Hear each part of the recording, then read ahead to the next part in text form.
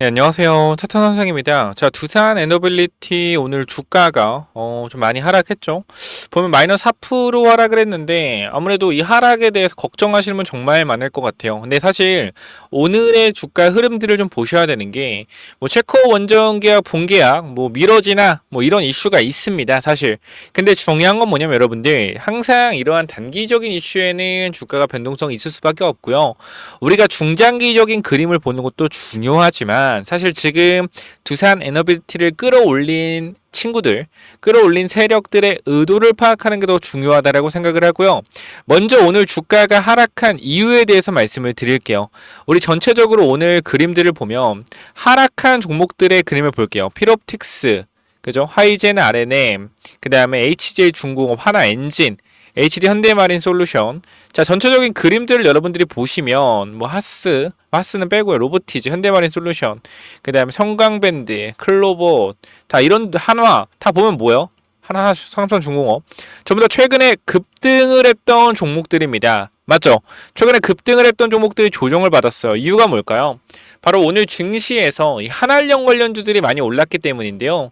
제가 두산 에너빌티 하는데 이런 내용 하시는 건 꼭 집중해서 들으셔야 되는 거예요. 왜냐면 이게 지금 두산이 더 갈 수 있는지 더 갈 수 없는지 이것을 보고 파악을 하는 겁니다. 보게 되면 오늘 구간에서 SM, CNC, 키스트, 스튜디오, 미르, YG 플러스, 판타지오, 그 다음에 뭐 A스토리 이러한 종목들의 주가가 엄청나게 많이 상승이 나왔었는데요. 우리가 이러한 흐름들을 보면 엔터주가 많이 올랐죠. 근데 우리가 집중적으로 봐야 되는 게 요거예요. 자, SM 관련해서 봐요. 얘 뭐예요? 대장주입니다. 엔터. 근데 오늘 5% 올랐어요. 물론 많이 오른 거긴 해요. 그런데 사실상 시초가가 뜨고 많이 밀렸단 말이에요. 그리고 얘뿐만 아니라 JYP도 마찬가지. 시초가가 뜨고 1.7% 마감했습니다. 거기다가 시총이 제일 큰 하이브 역시 1% 마감을 했습니다.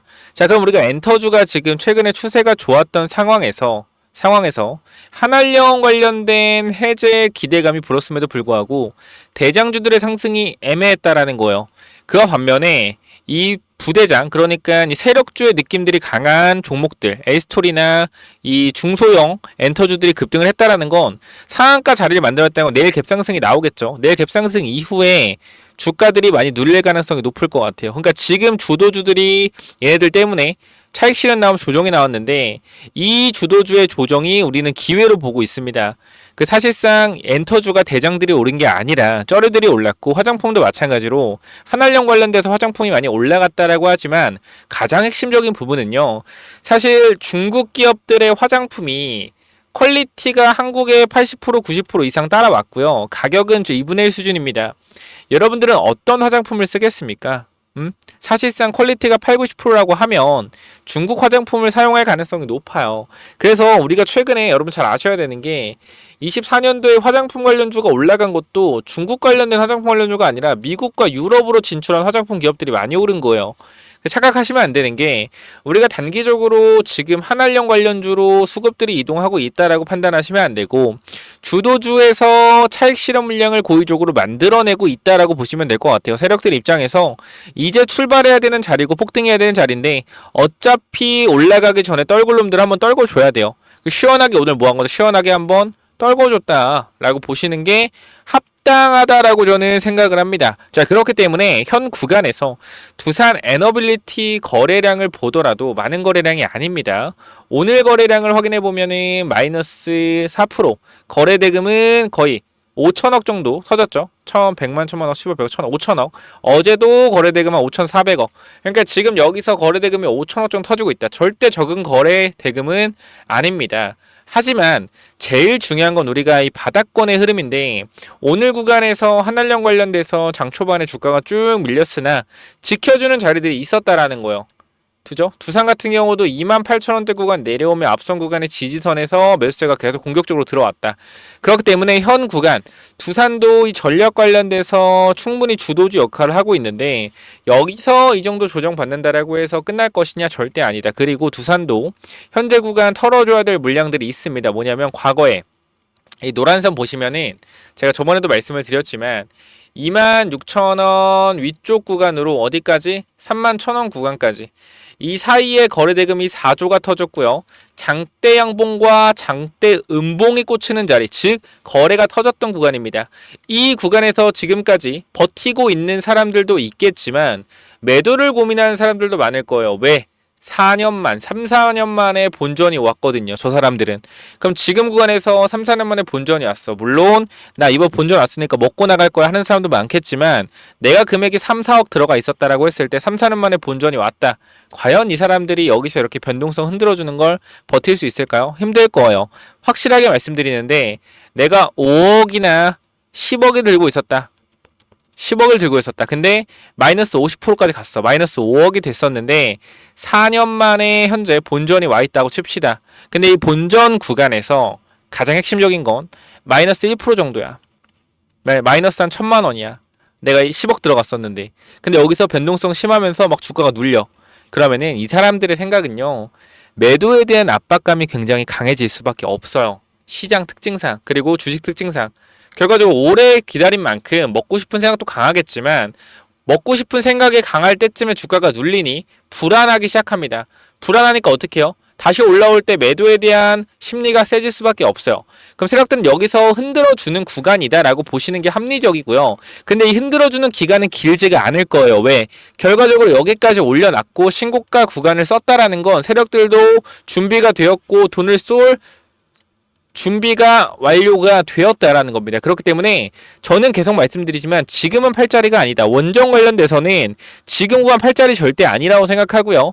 이 정고점 구간에서 이러한 매물 소화까지 깔끔하게 들어가고 있기 때문에 언제든지 슈팅이 나올 수 있다. 전 두산 에너빌리티가 추가적인 상승이 더 강하게 나올 가능성이 높다라고 생각을 하고요. 지금은 제 생각은 파는 자리는 절대 아니다라고 말씀을 드리고 싶습니다. 아니 뉴스케어 파워가 어쩌고 저쩌고 원전이 어쩌고 체코가 어쩌고 잘 봐봐 여러분들. 우리가 뉴스에 매몰되면 안 되는 게 지금 사실상 두산러비티가 다시 18,000원 찍고 18,000원 찍고 지금 3만원까지 올라오는 데 있어서 도대체 어떤 이슈가 두산의 주가를 끌어올렸습니까? 여러분들이 객관적으로 판단해봤을 때 멀리서 한번 바라봐봐요. 정말 이 정도 이슈로 주가가 이 정도까지 올라올 거예요? 아니에요. 근데 올라온 이유는 뭐예요? 세력들이 흔들기가 끝났고 마지막으로 주가를 올려서 털어먹기 위해 준비하고 있는 거란 말이야. 그러니까 이 주가가 더더더 올라갈 때 막 3만원, 4만원, 막 5만원 돌파할 때 엄청난 뉴스들이 터질 겁니다. 이제 뭐 해가지고 두산에너비티가 체코뿐만 아니라 유럽도 뚫었다, 미국도 뚫었다, 막 그런 난리가 날 거예요. 그런 이슈가 막 터져 나올 거야. 그럼 그때 우리가 뭐 해야 돼요? 매도해야 되는 거예요. 그때가 뭐예요? 뉴스에 팔아랍니다. 이거를 정확하게 이해하시고 생각을 하셔야 주식에 대해서 뭐가 띄운다? 눈이 떠진다. 이 말씀을 분명하게 드리고 싶습니다. 여러분들이 정확히 말씀드리지만 남들이 팔고 싶은 구간에 살 줄 알아야 되고요. 남들이 불안한 구간에 견딜 줄 알아야 됩니다. 그래야지 이 수익에 대해서 항상 챙겨갈 수 있어요. 저도 여러분 마음 모르겠습니까? 빠졌을 때 불안하고 올랐을 때 이 수익 지키고 싶고 그런 거 알죠? 그런데 여러분들이 가장 좀 견디지 못하는 게 뭐냐면 내가 오랜 기간 동안 물렸었는데 본전이 왔고 기대감이 있는 상황에서 변동성이 나오면 매도에 대한 심리가 강해질 수밖에 없어요. 그래서 현 구간에서 저는 그렇게 생각하고 싶어요. 내가 너무 불안하다 그러면 정말 불안하다 그러면 3분의 1 정도 분할 매도해서 현금을 챙겨 놓으세요. 그러면 올라갈 때도 버틸 수가 있을 거예요. 그래서 이러한 전략적인 부분들 여러분들한테 좀 정말 진실성으로 좀 말씀을 드립니다. 저는 개인적으로 봤을 때 두산을 정확히 말씀드리지만 오래 전부터 찍어 왔어요. 언제냐면 정확히 여기. 자, 이때부터 찍었습니다. 이때부터 2024년도 4월 25일 이때부터 왜 도대체 두산을 찍었느냐? 간단해요. AI 시대에 결과적으로 필요한 건 전력이다. 이 전력을 가장 많이 만들 수 있는 건 원자력입니다. 그래서 이 부분에 대해서 말씀드렸고 체코 원전 이슈가 덤으로 뜨면서 여기서 우리가 2분의 릭절 나왔고요. 왜? 정고점이잖아. 계속 말씀드리지만 정고점에서는 우리가 매물 때 생각을 해야 돼요. 정고점. 그죠? 그럼 여기서 우리가 2분의 1 정리하고 눌렸을 때 여기서 다시 2분의 1 샀고 여기서 우리가 팔지 못했어요. 기다려보자 했고 여기서 눌렸을 때 다시 한번 우리가 또 추가 매수 해보자. 올라갔을 때 팔자. 눌렸을 때 또 사자. 지금 버티자. 말씀을 드리고 있어요. 제가 원래는 올라가면 매도하고 내려오면 사자 이런 마인드예요. 지금도 원래 올라가면 매도를 해야 되는 건데 사실 이 정도 자리까지 올려줬다라는 거는 주가를 내릴 생각이 없다라는 거예요. 제가 봤을 땐. 아니 세력들이 바보도 아니고 과거에 2020년도 2021년도 한 3, 4월에 물린 사람 3년 전에 물린 사람들이 이제 본전인데 여기서 더 올릴 생각이 없으면 왜 본전 탈출시켜 주냐고요. 왜 사람들이 여기 물려있는 사람들을 왜 탈출시켜 주냐고. 이 부분을 좀 이해하시면 제가 무슨 말 하는지 알 거예요. 그렇기 때문에 지금 구간 여러분들이 좀 걱정 많으신 거 아는데 제가 두산 에너빌리 같은 경우도 오늘 자리도 마찬가지입니다. 여러분들 오늘 자리도 여러분들한테 말씀을 좀 드렸던 부분들 뭐냐면 자 이렇게 장중에 여러분 또 말씀을 드립니다. 자 두산 에너빌리티는 우리가 홀딩하고 가지고 간다. 요거 말씀드리고 최근에 두산 에너빌리티가 급등하기 전에도 제가 말씀드린 내용은 하나예요. 우리가 이러한 구간들 상승하기 바로 직전에 나오는 그림들 있잖아요. 일봉상 보면 요런 자리에서 우리가 모아가 보자. 다시 한번 상승에 대한 부분 열어놓자. 왜? 전고점 매물 소화가 되었기 때문에. 근데 제가 봤을 때 이번 상승은 이거보다 매물 소화가 더 빠르게 일어날 가능성이 높다고 생각을 해요. 거의 어떠한 재료가 노출이 되었기 때문에 장대 행봉이 나온 거고 이 재료가 임박했기 때문에 돈을 쓴 거라고 생각을 하고요. 급등이 나왔을 때 대응에 대한 부분, 매도 타점에 대한 부분 생각을 하고 지금은 저는 개인적으로는 버텨내도 된다라고 생각을 합니다. 오히려 눌림목이 혹시나 더 나올 것 같진 않지만 한 번 더 나와주면 내일 구간에서 다시 한번 몇 타점 잡는 것도 나쁘지 않을 것 같아요. 왜? 세력들이 돈을 많이 썼기 때문에 종가를 꽉 잡아줬기 때문에 여기까지 말씀드리면 다들 이해하실 거라고 생각을 하고요. 현 구간 혹시나 여러분들이 같이 대응에 대한 부분들 고민을 해보시거나 같이 타점에 대한 부분들 잡아가겠다 라고 하시는 분들 있으면은 위쪽에 번호 하나 남겨놓을게요. 자 010-9201 자 6329로 간단하게 두산이라고 두 글자 남겨주시면 여러분들 입장 도와드릴 겁니다.